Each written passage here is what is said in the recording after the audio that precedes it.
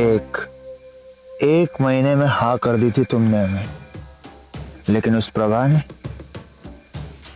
मानी नहीं। वो भरे बाजार में सबके सामने बेइज्जत कर डाला हमको। छोड़ने के लिए नहीं पकड़े हैं तुम्हारा हाथ।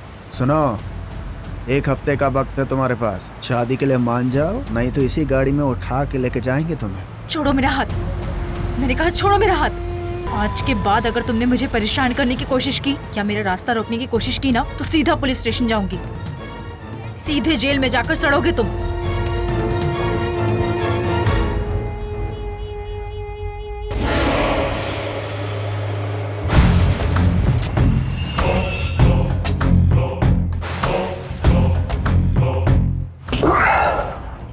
भाई आगे के प्लान है।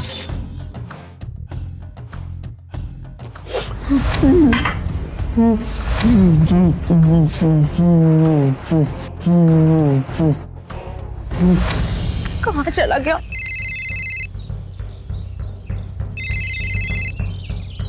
हेलो, दोनों को ढूंढ रही थी ना तुम? कौन बात कर रहे हैं? चिंता मत करो, वो हमारे पास यानी अपने जीजा जी के पास सुरक्षित है। अगर सोनू को कुछ हुआ ना तो हमसे शादी करने के लिए मान जाओ। अगर तुमने आज हमसे शादी नहीं की ना, तो अपने भाई के अंतिम संस्कार के लिए उसकी लाश तक नहीं मिलेगी तुम्हें।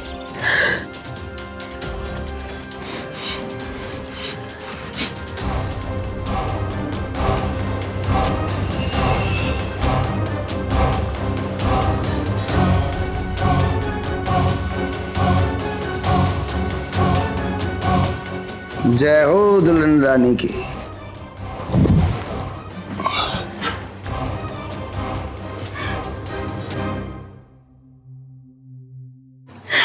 दूर हट जाओ हमसे। पति हम तुम्हारे, समझे? सोनू की धमकी देकर तुमने हमसे शादी तो कर ली,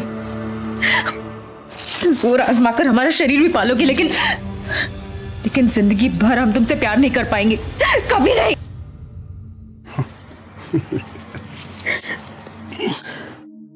तुझे क्या लगता है?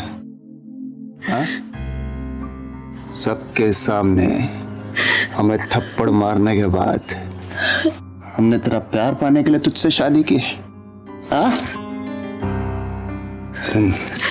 इन्हीं हाथों से मारा था ना तूने हमें? इन्हीं हाथों से मारा था ना तूने थप्पड़ हमें? हाँ? छोड़ो हमें। अब हम तुझे ऐसी सजा देंगे, ऐसी सजा देंगे कि तेरी रूह भी कांप उठेगी।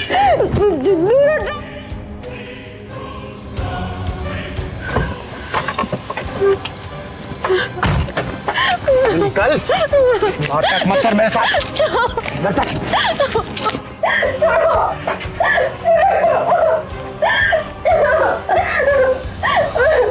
विशाल की बात मान जा, नहीं तो तेरे भाई को हम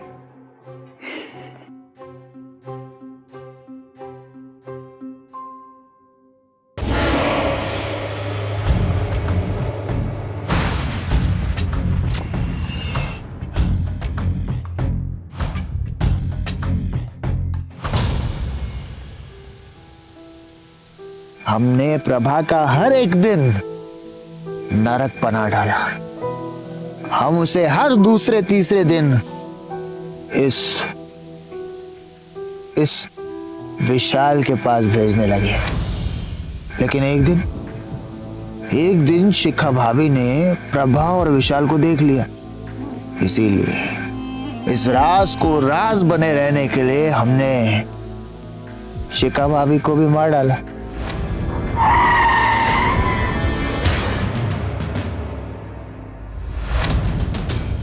शिखा भाभी की मौत के बाद हमें लगा कि ये राज उन्हीं की मौत के साथ खत्म हो जाएगा, लेकिन ऐसा हुआ नहीं, क्योंकि उन्होंने पता नहीं कैसे ये सारी बातें अजय भैया को बता दी। और अजय भैया शिखा भाभी के कत्ल का इल्जाम प्रभा पे लगाने लगे। इस सारे चक्कर में हमारे घर में पुलिस आने लग गई। हमें डर लगने लगा कि कहीं प्रभा पुलिस के सामने सब कुछ बक ना दे। हमने प्रभा को भी मार दिया। आज रात इस घर में एक तमाशा होगा, जिसके बाद तो यहां से सीधा विशाल के पास जाएगी और वहां मेरा इंतजार करेगी। विशाल के घर मेरा नहीं, अपनी मौत का इंतजार कर रही थी। तुझसे शादी करके हमने सोचा था कि हमारी जिंदगी सुकून से बीतेगी, लेकिन नहीं, तूने हर रोज एक नया राज खोलने की कोशिश की। और इससे पहले कि तू प्रभा के कत्ल की फाइल खुलवाती, हमने प्रभा के खून का इल्जाम अजय भैया पर लगा दिया। वो तुमने उस दिन जो गड्ढा खोदते हुए देखा था ना, वो आदमी अजय भैया नहीं, वो ये था, विशाल। और इस नाटक से पहले उसी रात को हमने प्रभा की लाश को वहां से हटा दिया। यही है अभय प्रताप सिंह की सच्चाई। यही सुनना चाहती थी ना तुम? अभय ने खुद रेहा के सामने अपने सारे गुनाह कबूल किए थे और अब वो रेहा को भी जान से मारना चाहता था। रेहा बहुत बड़ी मुसीबत में फंस चुकी थी और पुलिस को अभय के किसी भी अपराध की भनक तक नहीं लग पाई थी। अभय बड़ी चालाकी से अपने अपराध को अंजाम देता आया था और अब वो फिर एक बड़ा अपराध करने वाला था। क्या वो हर बार की तरह अपने इरादों में इस बार भी कामयाब हो जाएगा या रेहा खुद को बचा के पुलिस के पास जाने में कामयाब होगी? भाई, ओ भाई, भाभी भागी। क्या कर रहे हो यार? कहा था ना तुमसे, हैंडल विद केयर। केयर ही तो कर रहा था भाई, वो मान नहीं रही थी। अबे तो खड़े खड़े क्या कर रहे हो वहां पर? अबे ढूंढो उसे।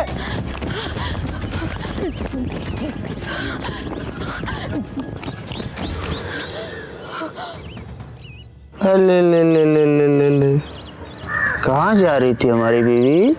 हैं? इधर आओ।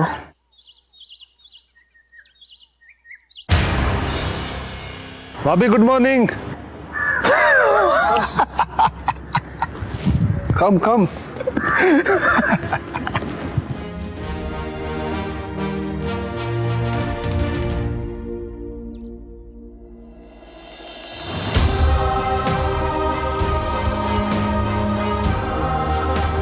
भाई, भाभी भागी।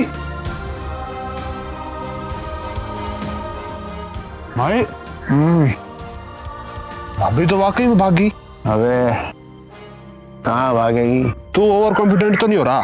काफी टाइम हो गया। हाँ? हार्ट। अबे तो पकड़ना जाके, खड़ा खड़ा मुंह देख रहा है, भाग उसके पीछे।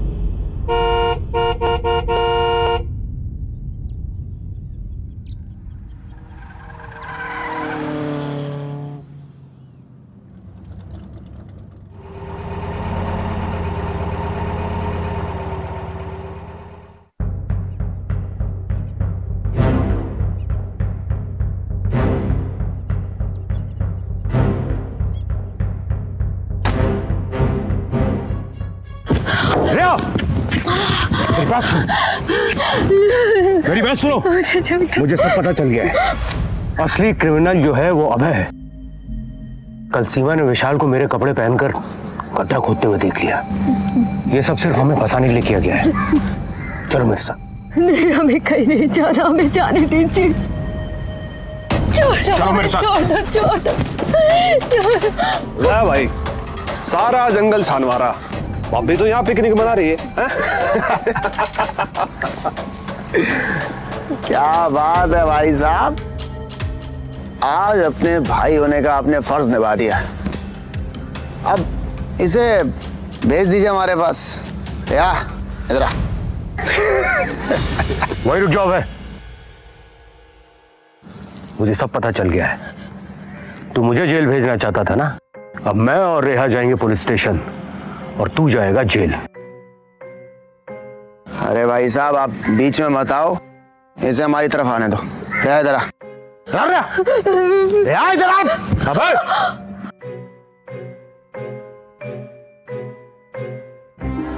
मैंने कहा आगे मत बढ़ना वरना गोली चल जाएगी। क्या कर रहे हैं भाई साहब, आप अपने छोटे भाई पर गोली चलाएंगे?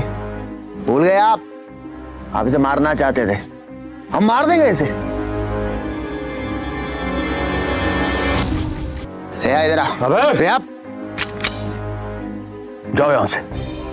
चल भाई, जाओ। ठीक है भाई साहब, हम चले जाते हैं, बिल्कुल चले जाते हैं, because I respect you. Okay, चल भाई, जा रहे हैं।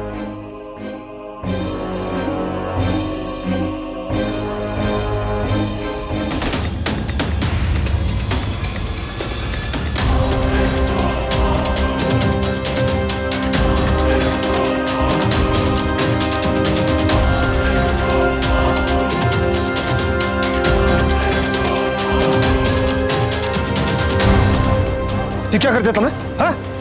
अपने भाई के गोली मार दी। रेहाट,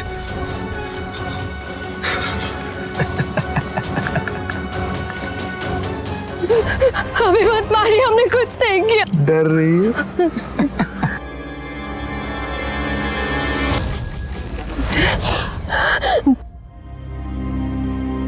पास मत आओ, हम गोली चला देंगे। भाई मने गड़बड़ लग रही, छोरी गोली मार देगी। अरे आज चल, पत्नी है हमारी, हमें मारोगी तुम? हैं?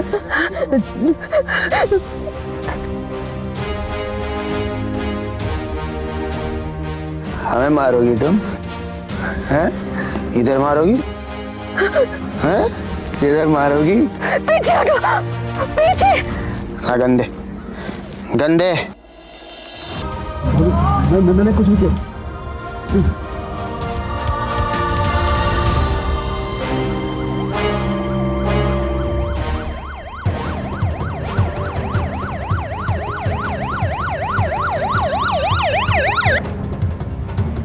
पकड़ो, उस आदमी को पकड़ो।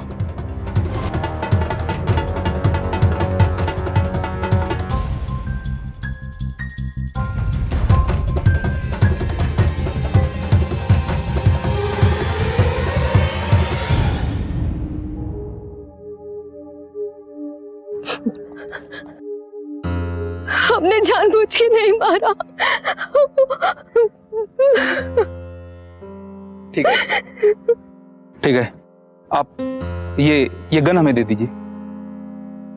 छोड़िए।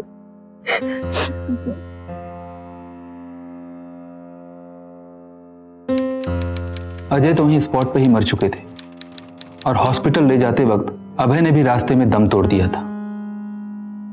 इंस्पेक्टर साहब, हम अभय को मारना नहीं चाहते थे।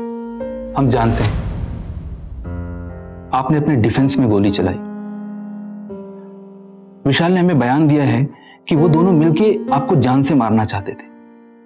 विशाल ने अपना गुनाह कबूल कर लिया है और उसने हमें अभय के बारे में जो कुछ भी बताया उससे साफ पता चलता है कि आप निर्दोष हो। आखिरकार जीत इंसाफ की ही हुई, पर इस सारे वाक्य में अभय ने अपने घिनौने अपराधों को छुपाने के लिए प्रभा, अजय और शिखा जैसे मासूम इंसानों की जान ले ली। अभय ने प्रभा के साथ इतना घिनौना अपराध किया जिसे सुनते ही रूह कांप उठती है।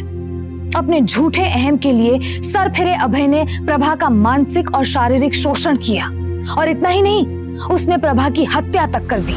प्रभा अगर पहले ही पुलिस को अभय के गंदे इरादों के बारे में बता देती तो अभय कभी भी इतने बड़े पैमाने पर अपने अपराध को अंजाम नहीं दे पाता। पर प्रभा हौसला नहीं दिखा पाई और रेहा ने सही मायनों में अपने हौसले का सबूत पेश किया। मुख्य आरोपी अभय रेहा के हाथों पहले ही मारा जा चुका था। पुलिस ने उसे सेल्फ डिफेंस में उसकी जान लेने के लिए निर्दोष माना और अभय के दोस्त विशाल को अभय के साथ मिलकर प्रभा की हत्या करने के जुर्म में आईपीसी के सेक्शन 302 और प्रभा के साथ जबरदस्ती करने के जुर्म में सेक्शन 376 के तहत 14 साल की कड़ी सजा सुनाई। तो